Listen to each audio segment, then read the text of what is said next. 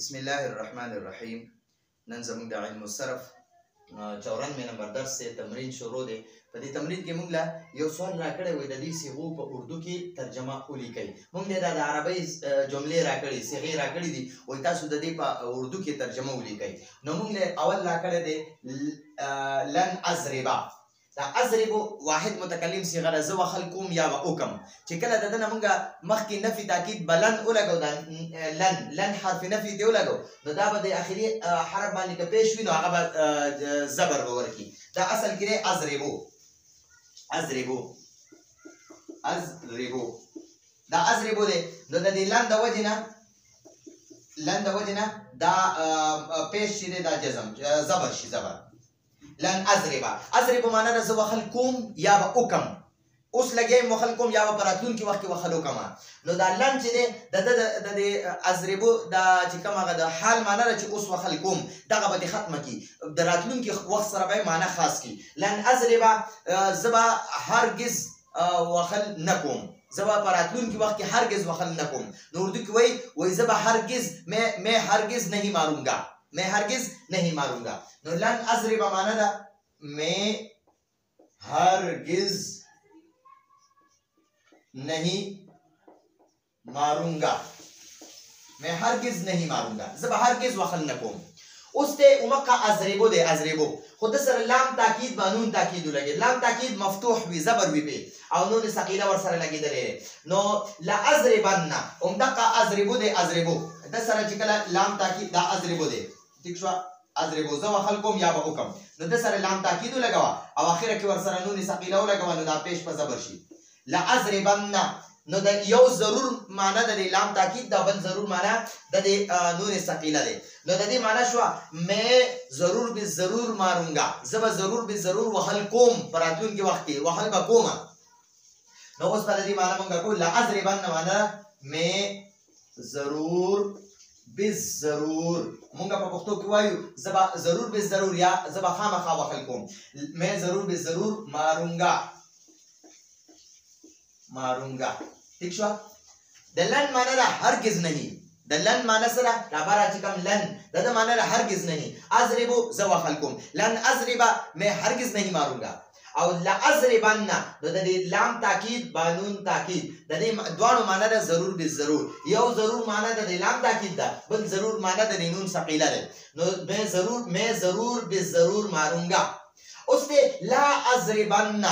اضربن اومدقل اضربو ده اضربو دا اضربو ده. نو د سره چې کله زه لا نه ولګوم دا اضربو ده. اضرب معنا ده زه وهل کوم یا به وکم. زه د سره لا نه لګوم لا اضرب زه دې وهل نه کوم، میں نه ماروں ٹھیک شو. نو اوس د سره زه میں هرگز نه ماروں نو دې باندې به زبر ولګوم، زه دې هرگز وهل نه کوم نو په دې باندې با باندې زبر ولګي او نون ثقيله ور سره ګور.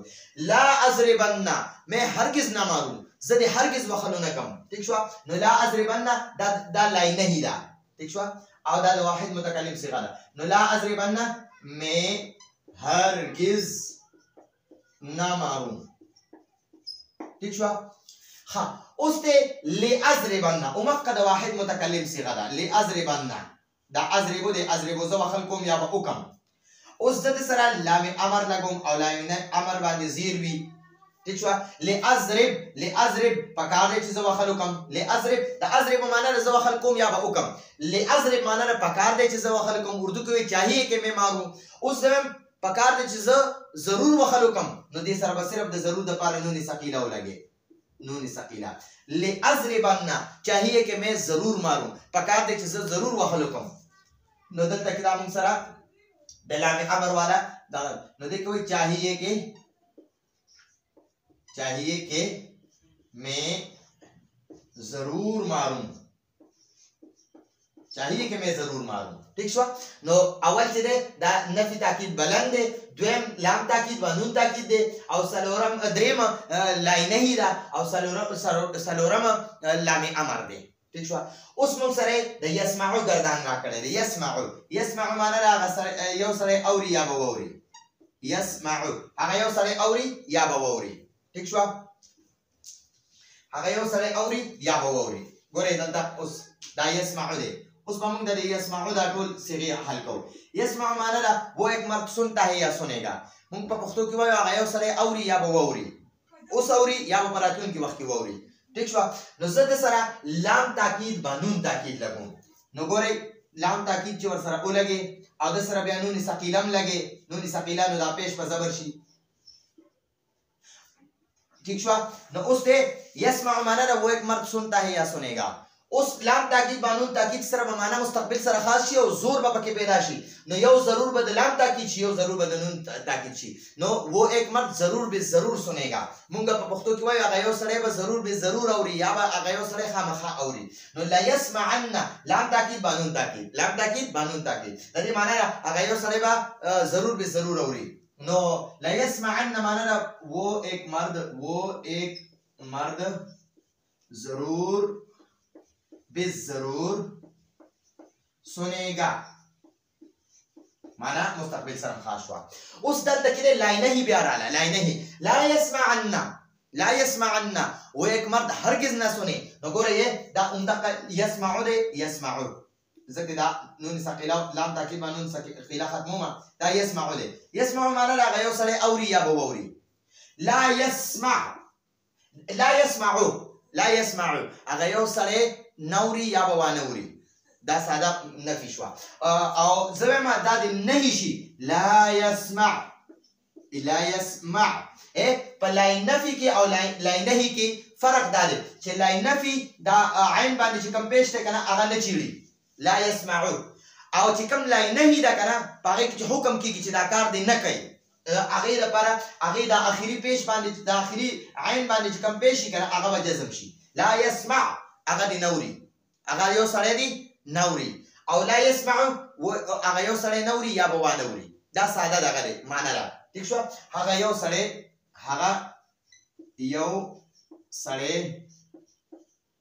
نه اوري یا به وانوري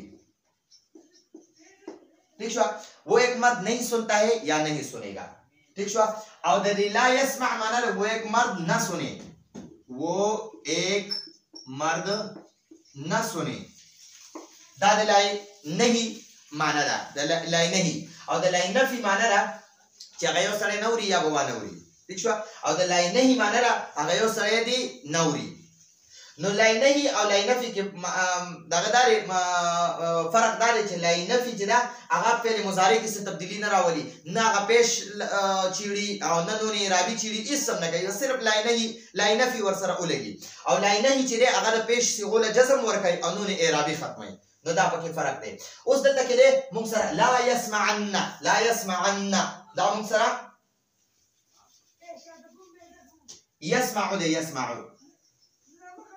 يسمعو زبا ما چې دا د نفي کما نو لا يسمع دا نه نکړه لا يسمع ایو سره دی نوري زبا ایو سره دی هرگز نوري نو نون ثقيله ور سره اخره کې ولګي نون ثقيله لا يسمعن هغه یو سره دی هرگز نوري اردو کې وہ ایک مرد هرگز نہ سنے نو دا لا يسمعن معنی وہ ایک مرد هرگز نہ سنے ٹھیک شو هغه یو سړی دی هرگز نوري اوس ګورئ عمده لا يسمع دی دا يسمع دی ٹھیک شو دا يسمع دی زبې ما چې هغه یو سړی دی پر راتلونکي وخت کې نوري هرگز نوري نو دې لپاره به زه لن ولګوم نو لن چې د پیش والا صيغه له زبر ورکوي ګورئ لن يسمع دو لن يسمع معنی ده وہ ایک مرد هرگز نہ سنے هغه یو سړی دی پر راتلونکي وخت کې هرگز نوري نو هغه یو سړی دی هرگز نوري هغه موږ په پښتو کې وایو هغه یو سړی دی هرگز نوري वो एक मर्द हरगिज नहीं सुनेगा هغه یو سړی دی نه هغه یو سړی با هرگز نوري वो एक मर्द हरगिज नहीं सुनेगा उर्दू की वही वो एक मर्द हरगिज नहीं सुनेगा वो एक मर्द हरगिज नहीं सुनेगा ٹھیک شو نو دا اوس موږ سره د ګورې د نه هغه کې راځي و یک مرد هرگز نه سنې هغه یو سړی دی هرگز نه اوري او د نفي تاکید بلان هغه کې راځي هغه یو سړی به هرگز نه اوري هغه یو سړی به هرگز په راتلونکي وخت کې نه اوري او د لا يسمعن د نهي والا کې دا هغه یو سړی دی اوس هرگز نه اوري اوس ګورې دا بل صيغه ده ليسمعن نو لام باندې چې کله زیر وي او فعل مضارع سره لګیدي نو پوه شئ چې دا لام امر دی د دې معنی نه پکار دی چې اردو کې وایي چاهیے کې نو دا اوس موږ سره ګورې ورته دا يسمع ګردان دی دا يسمع صيغه ده يسمع دې سره ځکه لام امر لګوم کنه نو دا لام امر اخیری حرف لا جزم ورکړي ٹھیک شو لا نهي مورکي او لام امر مورکي لا نهي چې ده هغه پیش ولا صيغه جزم ورکي او نون اعرابي ختمي او لام امر چې ده هغه پیش ولا صيغه جزم ورکي او نون اعرابي ختمي خو فرق پکې دا دی چې لام امر لا نهي چې ده لا نهي هغه لام الف لا ده لام الف لا او لام امر چې ده هغه لام زیر لې ده ٹھیک شو فرق پکې دا دی ليسمع پکار دی چې هغه یو سره ووري پکار دی چې هغه یو سره ووري او زه اوس پکار دي چې هغه یو سړی ضرور ووري نو د ضرور د پاره به دې سره نون ثقيله ولګي ليسمعن معنا پکار دي چې هغه یو سړی ضرور ووري نو موږ به اردو کې لیکو چاہیے کہ वो एक مرد ضرور سنے پکار دي چې هغه یو سړی ضرور ووري چاہیے کہ वो एक مرد ضرور سنے خدي اوس دا شانت دا لا تمنعن لم تمنع او لا تمنعن امنعن خدي اوس دا بل شان صيغه دي لا تمنعن چې ده کنه دا اصل کې تمنع معنا ته اوري تمني کې یا مني کې تمنع معنا تمني کې یا مني کې تو روکتا ہے یا روکේਗਾ تو روکتا ہے یا روکेगा یو سړی ته وای چې ته منی کې یا به منی کې زه اوس ورته وایم چې لا تمنع ته منی کوا لا تمنع دا نهي ورته کوم ته زه ورته حکم کوم چې ته منی کوا لا تمنع ته منی کوا زه اوس په دې کې تاکید پیدا کوم چې ته هرگز منی کوا نو د هرگز د پاره دې سره نون ثقيله ولګوا لا تمنعن ته هرگز منی کوا نو دلته کې ورته اردو کې لیکو تو ایک مرد هرگز نہ روک ته یو سره هرگز ممنی کوا ٹھیک شو اوس هم دقه تمنعو د سره چې کله لاینه هیو لګي نو بیا به معنوي چې ته هرگز ممنی کوا او چې کله د سره دغه واپس دلا تمنعو لیکما تمنعو دې تمنعو نه مخکې چې کله لم ولګم لم کنه لم نو دا لم چې ده کنه دا په فعل مضارع داخليږي دته حرف جزم وای حروف جازمه او کې دا لم لما لام امر لاینه ان شرطیه دي نو دا یو لم دی نو دا لم په فعل مضارع داخليږي او د فعل مضارع معنی ماضی ته اړي او پیش ولا صيغه جزم ورکه نون اعرابي ختمه لم دا تمنع معنی تمنی کې یا بمنی کې تو منع کرتا ہے یا کرے گا اوس دنه مخکې چې کله لم ولګو نو یو خو د پیش دا عین لبا جزم دا پیش ختم کو جزم ورکو لم تمنع یوی معنی ماضی ته واړولا تو نے نہیں روکا تو ایک نا موږ په پښتو کې وایو تامنی نکو د تمنع معنی د تمنی کې یا بمنی کې تو روکتا ہے یا روکेगा تو روکتا ہے یا روکेगा دا د تمنع معنی د زیرت د لیکم تمنع معنی د تو روکتا ہے دا د حال معنی شو یا تو روکेगा دا د مستقبل معنی شو دا اول د حال معنی شو دا د مستقبل معنی شو خو چې کله د تمنع نمخ کې لم ولګي کنه نو بیا د دې معنی ماضی ته وړي تو نے نہیں روکا تو نے نہیں روکا لکه تا په تیر شوي وخت کې نه دی منې کړی ټیک شو موږ په پښتو کې وایي تا نه دی منې کړی او د تمنع معنا د تمنې کې یا به منې کې ته اوس منې کې یا به په راتلونکي وخت کې منې کې خو چې کله د تمنع مضارع نه مخکې لم ولګي کنه لم تمنع نو یو خو به د پیش والا حرف له جزم ورکي او بل به معنا ماضي ته وړي چې تا په تیر شوي وخت کې نه دی منې کړی ٹھیک شو نو لم تمنع معنا را تو نے نہیں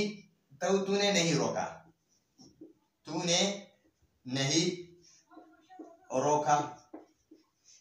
ٹھیک شو اوس دلته کې لتمنعن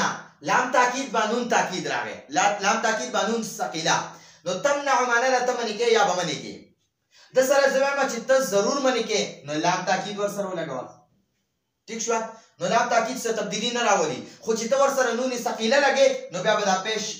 زبر کې او دې سره به نون ثقيله ولګې لتمنعن تو ضرور به ضرور روکेगा تو ضرور به ضرور रोकेगा تو एक मर्द जरूर बे जरूर रोकेगा तब जरूर बे जरूर पर आखिर की वक्त मनी के इमना دا یو سړی ته وایي چې